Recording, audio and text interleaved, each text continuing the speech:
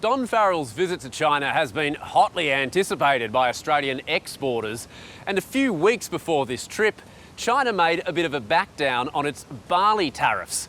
Australia was on the verge of publicly winning its WTO case against the anti-dumping duties, and so China didn't drop those tariffs but promised to review them. Now, there's wide expectation that Beijing will do away with those, and Australian barley will at some point soon be heading back to China. So that's caused considerable excitement for Australian wine growers who also are challenging tariffs against China at the WTO. But that case does not have an imminent deadline, so we probably won't see any movement on that this week.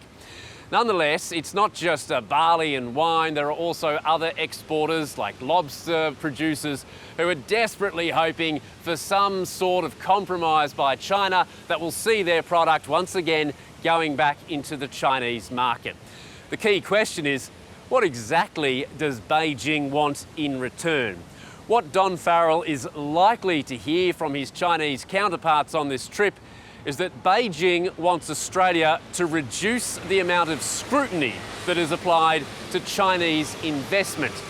In the past few years, Australia has knocked back Chinese investment in a few different areas, things like utilities companies, agricultural purchases, and the ongoing lingering scrutiny of the Chinese ownership or the 99-year lease of the Port of Darwin.